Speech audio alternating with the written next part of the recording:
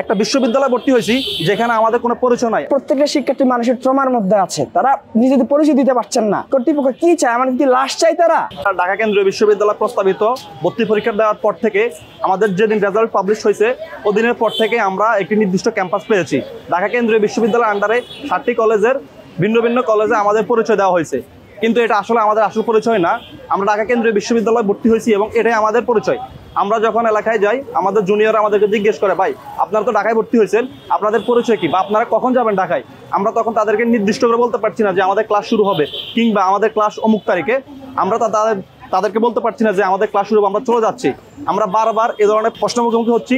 পাশাপাশি আমরা পরিবার থেকে প্রেশারে আছি যে তোমরা কোন জায়গায় ভর্তি হয়েছো, কি তোমাদের পরিচয়, আদৌ কি ভর্তি হয়েছো তোমরা? এই জন্য আমরা আসলে মানসিকভাবে ভেঙে পড়ছি এবং আমরা আজকে অনশন করতে বাধ্য হয়েছি যে আমরা একটা বিশ্ববিদ্যালয়ে ভর্তি হয়েছি যেখানে আমাদের কোনো পরিচয় নাই। আমরা এখানে আসি, ক্লাস করার মতো কোনো পরিবেশ নাই।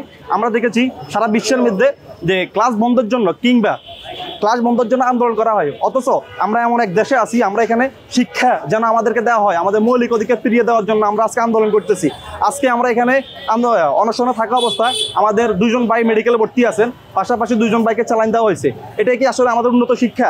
আমাদেরকে এখানে উন্নত শিক্ষা দেওয়ার জন্য আমাদের ঐতিহ্য দোহাই দেওয়া হয়। আসলে কি এখানে ঐতিহ্য বলতে কিছু আছে যেখানে শিক্ষার্থীরা শিক্ষার জন্য অনশন করে হসপিটালে আছে? আমরা আমাদের শিক্ষার অধিকার ফিরে চাই। আমাদের শেষ দাবি আমাদেরকে ক্লাসে নেওয়া হোক, আমাদের ডকুমেন্টসগুলো জমা নেওয়া হোক। 2024-25 সেশনের অধিকাংশ বিশ্ববিদ্যালয়ে দেখবেন 6 মাস 7 মাস শেষ হয়ে গেছে এবং 2025-26 সেশনের সার্কুলার অলরেডি অনেক ইউনিভার্সিটিতে দিয়ে দিয়েছে। ডিসেম্বর জানুয়ারির মধ্যে পরীক্ষা হয়ে যাবে অনেক জায়গায়। এখন আমাদের যেটা স্পষ্ট কথা সেটা হলো আজকেই ডকুমেন্টস জমা নেওয়া হবে এবং ক্লাস শুরু করতে হবে। সেজন্য শিক্ষার্থীরা অনড়, সেই অনুযায়ী গতকালকে 10টা থেকে এই পর্যন্ত অনশন জানিয়ে রেখেছি, অনশন করছি। আপনারা জানেন গতকালকে আমাদের 2জন সহপাঠীকে হসপিটালে নেওয়া হয়েছে, একজনকে নেওয়া হয়েছে পপুলারে, একজনকে নেওয়া হয়েছে ঢাকা মেডিকেলে। ইতিমধ্যে আপনারা দেখছেন আমাদের 2জন সহপাঠীকে স্যালাইন দেওয়া হচ্ছে। সঞ্চালিত কর্তৃপক্ষ কি চায়? আমাদের কি লাশ চাই? তারা আমাদেরকে লাশ করে কি তারা খুশি হবে? প্রত্যেকটা শিক্ষার্থী মানুষের ট্রমার মধ্যে আছে, তারা নিজেদের পরিচয় দিতে পারছেন না। সেই জায়গা থেকে স্পষ্ট আমরা বলে রাখছি, যদি আমাদের দাবিটা না মানা হয় তাহলে আমাদের কর্মসূচি জারি থাকবে। সেই জায়গা থেকে কর্তৃপক্ষকে একটা মেসেজ দিতে চাই, আপনারা যদি লাশ না চান তাহলে আপনারা খুব দ্রুত আপনাদের সিদ্ধান্ত জানিয়ে দেন। শিক্ষার্থীদের মেন্টটা বোঝার চেষ্টা করুন। আমরা এখানে অনশন করতেছি। আমাদের প্রায় 3 মাস আগে বিশ্ববিদ্যালয় পরীক্ষা দিয়েছি, প্রস্তাবিত কাঠামো বিশ্ববিদ্যালয় পরীক্ষা দিয়েছি এবং সম্পূর্ণ পরীক্ষা দিয়েছি একটি পাবলিক বিশ্ববিদ্যালয় যেভাবে পরীক্ষা নেওয়া হয় ওই কাঠামোতে। কিন্তু এখন প্রায় 3 মাস পেরিয়ে গেলেও আমরা এখন আমাদের একাডেমিক কার্যক্রম শুরু করতে পারিনি।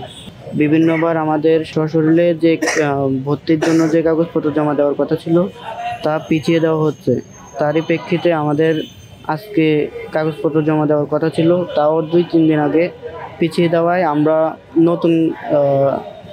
নতুন নোটিশকে বর্জন করে আমরা পুরাতন যে নোটিশটা ছিল এটা বহাল রাখার জন্য আমরা আজকে অনশনে এসেছি।